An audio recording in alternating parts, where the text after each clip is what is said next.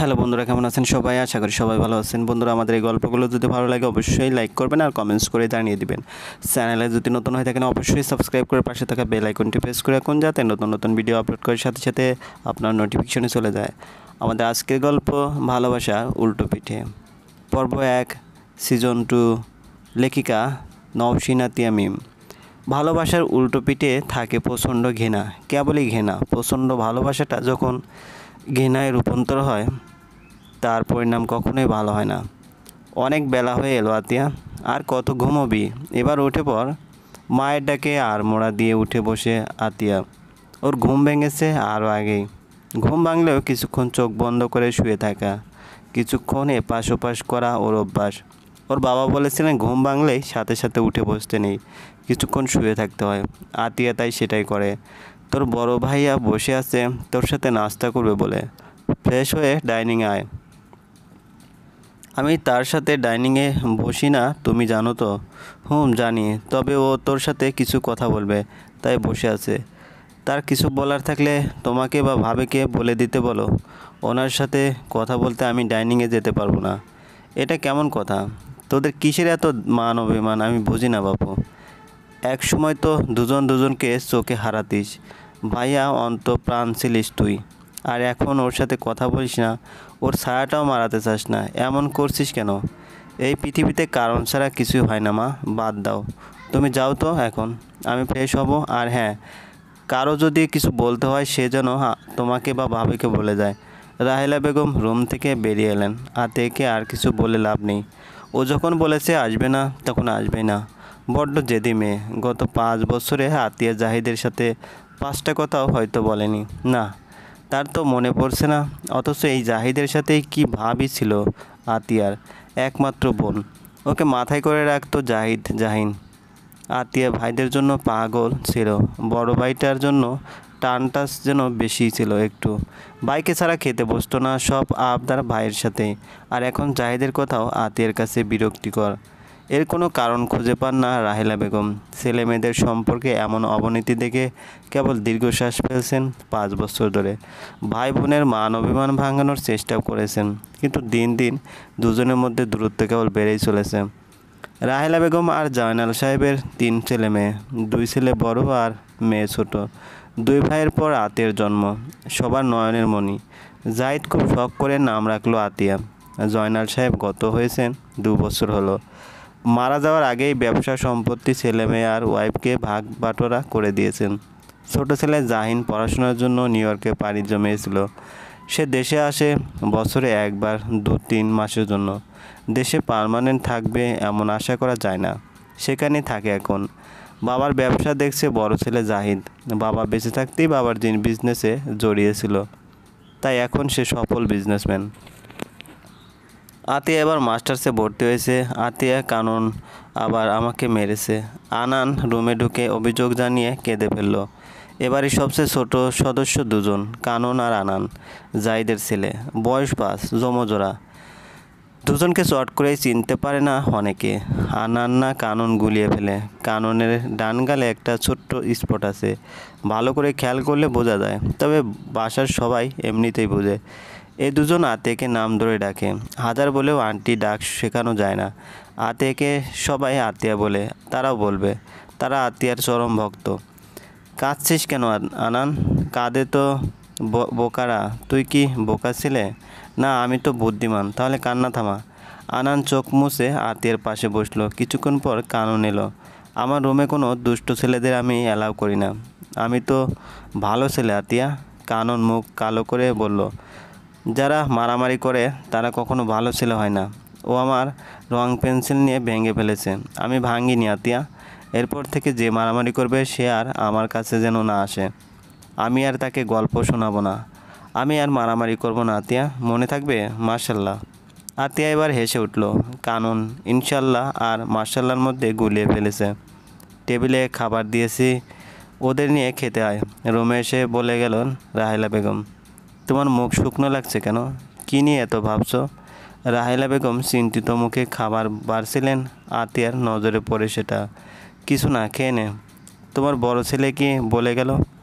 বিকেলে এসে তোর সাথে কথা বলবে, আমাদের কিছু বলেনি। তো এটা নিয়ে চিন্তা করছিলেন তুমি? না, জাহিদ খুব চিন্তায় আছে দেখলাম। কোনো সমস্যায় পড়েছে মনে হয়। ছেলেটার চোখ মুখ কেমন শুকিয়ে গেছে, খেলেও না কিছু। এতে এত চিন্তা করার কি হলো? তুই এমন কেন হয়ে যাচ্ছিস দিনকে দিন? মায়া দয়াহীন। তোমার বড় ছেলে পাকা ব্যবসায়ী, সে কোনো কিছু লাভ ক্ষতি হিসেব না করে করেনি। সম্পর্ককেও সে ব্যবসায়ের মাপকাঠিতেই মাপে। তার সমস্যার সমাধান সে ঠিক করে নেবে। তাকে নিয়ে ভেবে তোমার শরীর খারাপ করে বসো না। রাহেলা বেগম মেয়ের দিকে কিছুক্ষণ তাকিয়ে রইলেন। আতিয়ার সেদিকে খেয়াল নেই, সে আপন মনে খেয়ে যাচ্ছে। রাহেলা বেগম আবার দীর্ঘশ্বাস ফেললেন। মেয়েটা কেমন যেন হয়ে গেছে। জাহিদের কোনো ব্যাপারেই সে কোনো আগ্রহ দেখায় না। ল্যাপটপে নাটক দেখছিল আতিয়া। দুপুরে তার কখনো ঘুম হয় না। সেই দুপুর থেকে ল্যাপটপ নিয়ে বসে আসে সময় কাটানোর জন্য, এছাড়া আর কিছু করার নেই তার। ভার্চুয়াল জগতে প্রয়োজন ছাড়া সে অ্যাক্টিভ হয় না। ফ্রেন্ড সার্কেলও হাতে গোনা দুই একজনকে নিয়েই। আসবো আতিয়া? কথাটা কানে আসতেই দরজার দিকে তাকালো। দরজায় দাঁড়িয়ে আছে জাহিদ। আতিয়া কিছু বলল না, ল্যাপটপ অফ করে পাশে রাখলো। জাহিদ ভিতরে ঢুকে চেয়ার টেনে টেবিল ঘেঁষে বসে পড়ল। কেমন যেন হতবিহ্বল লাগছে তাকে। আতিয়া আর চোখে তাকিয়েছে ভাইয়ের দিকে। আসলে চোখ মুখ শুকিয়ে গেছে। আমি খুব বিপদে পড়ে তোর কাছে এসেছি আতু, কোনো রকম ভনিতা ছাড়াই বলল জাহিদা। আতু কথাটা আতিয়ার বুকে এসে বিঁধেছে। জাহিদ ওকে আদর করে আতু ডাকতো। কি এমন বিপদে পড়লেন যে আমার কাছে আসতে হলো? খুব বিপদে পড়েছি, অনেক টাকার ব্যাপার। চেক জালিয়াতির মামলায় পড়ে গেছি। যত টাকার মামলা হয়েছে এর অর্ধেক টাকাও এখন আমার অ্যাকাউন্টে নেই।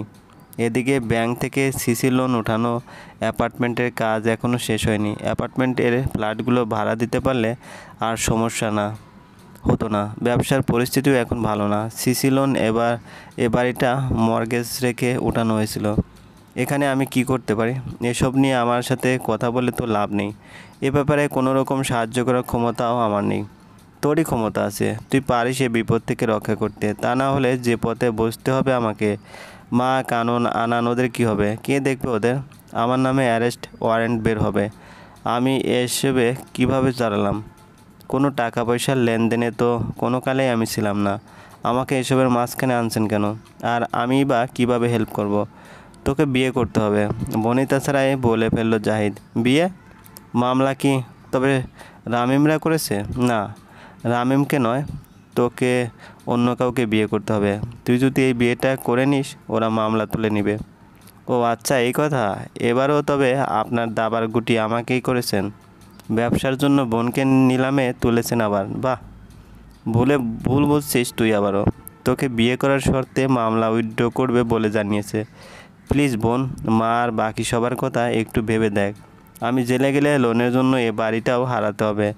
আর এতগুলো টাকা আমি এখন কিছুতেই দিতে পারবো না। বোনকে দিতে পারবেন তাই তো? বোনকে প্রোটেকশন সেল বানিয়ে কার্য হাসিল করবেন। অবশ্য আপনার কাছে এটাই প্রত্যাশা করা যায়। আপনি এখন আসুন, আপনার সাথে কথা বলার ইচ্ছে নেই আমার। আমি জানি তোর কাছে আমি নিকৃষ্ট মানুষ, তবে সেদিনও তোর আর সবার ভালোই চেয়েছিলাম। নিজেদের ভালো চাওয়াটা স্বার্থপরতা হলে আমি স্বার্থপর। তোর উপর জোর করছি না, শুধু শর্তটা জানালাম, বাকিটা তোর ইচ্ছে। তীব্র মাথা ব্যথা নিয়ে শুয়ে পড়ল আতিয়া। ওর মাথা প্রচণ্ড ধরে গেছে। সেবারও নিজের ভালোবাসাকে নিলামে তুলেছিল, এবার কি তবে নিজেকেই নিলামে তুলতে হবে? ব্যথার প্রকটতা কিছুটা কমে আসায় ঘুমিয়ে পড়েও। মায়ের কান্নার শব্দে ধরপড়িয়ে ওঠেও। রুম থেকে বেরিয়ে দেখে জাহিদের রুম থেকে কান্নার শব্দ আসছে। ধীর পায়ে এগিয়ে যায় আতিয়া। বাবা যেদিন মারা গেলেন সেদিনও বাবার রুম থেকে কান্নার শব্দ বেশি এসেছিল। ওর বুকের ভিতরটা আটকে ওঠে। আবার কোনো অঘটন? রুমে ঢোকার আগেই কানন এসে ওকে জড়িয়ে ধরে। বাবার কি হয়েছে আতিয়া? বাবার খুব কষ্ট হচ্ছে কেন? কিছু হয়নি, তুই আর আনন্দদের রুমে যা তো। আর নয়তো ড্রয়িং রুমে বসে টিভি দেয়। দরজার সামনে এসে দাঁড়ায় ঝিনুক। এসি অন থাকা সত্ত্বেও দরদর করে ঘামছে ও। ঘাড়ে হাত দিয়ে বসে আছে। অস্থিরতা সারা মুখ জুড়ে খেলা করছে। আতিয়া বুঝলো ভাইয়ার ব্লাড প্রেশার হাই হয়ে গেছে। মা, তুমি কাঁদছো কেন? এখানে কান্নার কী হলো? ভাবি বাসায় টক জাতীয় কিছু আছে, তেঁতুল থাকলে এনে দাও। আর মাথায় পানি দেওয়ার ব্যবস্থা করো। আর ওনাকে বলে দাও এত টেনশন করার দরকার কি? সমস্যার সমাধান যদি আমি হয়ে থাকি তাহলে সমাধান হয়ে যাবে। এত চিন্তা করার কিছু নেই। আমার জন্য যদি সবার মুশকিল আসান হয়ে যায় তো আমি না হয় হলামই হাতেম তাই। বিয়েই তো করতে হবে, করলাম বিয়ে। এর জন্য প্রেশার হাই করার কিছু তো হয়নি। যে বা যারা শর্ত দিয়েছেন তাদের জানিয়ে দিতে বলো। আমি রুমে গেলাম। মাথা ধরাটা আমার আবার মাথা চারা দিয়ে উঠবে মনে হচ্ছে। টেবিলের ড্রয়ার থেকে ওষুধ বের করে মুখে পুরে আবারও শুয়ে পড়লো আতিয়া। ওর এত খারাপ লাগছে কেন? ওর তো খারাপ লাগা সেই 5 বছর আগেই মরে যাওয়ার কথা। এখন তো সে যে কাউকে বিয়ে করতে পারে, সেটা রামিমি হোক বা অন্য কেউ। কারো প্রতি তো কোনো দায়বদ্ধতা নেই ওর, নেই কোনো অপেক্ষা, আসলেই নেই। নাকি এখনও অপেক্ষা করে কারো ক্ষীণ আশা সুপ্ত রয়ে গেছে কারো ফিরে আসার, তার জন্যে কি এই খারাপ লাগা? আচ্ছা, ও যদি কারো অপেক্ষা করেই থাকে সেটা তো মরীচিকা। এই পৃথিবীতে ওর অনুকূলে কিছুই নেই, সব প্রতিকূলে। ও কেবল কম্প্রোমাইজই করে যাবে, ওর কষ্ট পাওয়া মানায় না। ও বুঝতে পারে চোখের কোণে বেয়ে জলের ধারা নামছে। ওর এখন বাবাকে খুব প্রয়োজন ছিল। মাথায় হাত রাখলে হয়তো ওর সব যন্ত্রণা লাঘব হতো। মন খারাপের সময়টাতে বাবাকে খুব মিস করে ও। বাবা থাকলে ওকে এমন পরিস্থিতিতে পড়তেই হতো না। তুই কি আসলে বিয়েতে রাজি আতিয়া? খাবার টেবিলে বসতে প্রশ্ন ছুড়লেন নীলা। এই মানুষটার পরিচয় দেওয়া হয়নি, আতিয়া ভাবেই নীলা। ভালো মানুষের যতগুলো সংজ্ঞা আছে সবটাতেই তাকে ফেলা যাবে। সাতচরেওরা নেই টাইপের মানুষ তিনি। কোনো ব্যাপারেই তার কোনো মতামত নেই। রান্নাঘর আর ছেলেদের সামলানোই তার কাজ, এটা তিনি বদ্ধমূল ধারণা করে নিয়েছেন। হ্যাঁ ভাবি, রাজি। দেখ আতিয়া, এটা খামখেয়ালি করার জিনিস না, সারা জীবনের ব্যাপার। কে না কে তোকে বিয়ে করতে চায় আর তুইও রাজি হয়ে যাবি, এটা কেমন কথা? সবসময় তুই কেন ছাড় দিয়ে আসবি? তোর নিজের জীবন নেই, ইচ্ছে নেই? ইচ্ছেগুলো 5 বছর আগেই কবর দিয়েছি ভাবি। এখন আমাকে গাছের সঙ্গে সংসার করতে বললেও তো করতে আপত্তি নেই। পাগলামি করিস না তো। আবার বলছি তোকে, হটকারী সিদ্ধান্ত নিস না। কেউ তোকে বলবে, তুই রাজি হয়ে যাবে কেন? আতিয়া খেয়াল করলো তার ভাবির রাগে কাঁপছে। এই মানুষটা কোনো ব্যাপারে হ্যাঁ না বলেনি, সে আজ রাগ করছে। পরের বাড়ির একটা মেয়ে যার সঙ্গে ওর রক্তের কোনো সম্পর্ক নেই, সে ওর কথায় এত ভাবছে। আর ওর নিজের ভাই। কথা বলছিস না কেন? কি বলবো ভাবি? কি বলবি মানে? না জেনে শুনে বিয়ের জন্য মত দিবি না বলে দিলাম। আগে জেনে নে ছেলেকে। কেমন আগ্রহ নেই ভাবি। আর এখন সে অপশনটাই নেই। আমি যদি তোমাদের ভালো থাকার কারণ হয়ে থাকি তবে তা করতে আমি আর পিছু পা হব না। তবে আর কি, হয়ে যা বলির পাঠা। ভাবি রুমে চলে গেলেন। আতিয়াও খাবার ছেড়ে উঠে পড়ল। আতিয়া এত মূল্যবান কবে থেকে হয়ে গেল? ওকে বিয়ে করার শর্তে এতগুলো টাকার মামলা কেউ তুলে নেবে? আতিয়া তো আহামরি কেউ না। 5 ফুট 2 ইঞ্চি উচ্চতার, মাঝারি গড়নের, খুব সাধারণ একটা মেয়ে। গায়ের রংটাও ফর্সা আর শ্যামলার মাঝামাঝি।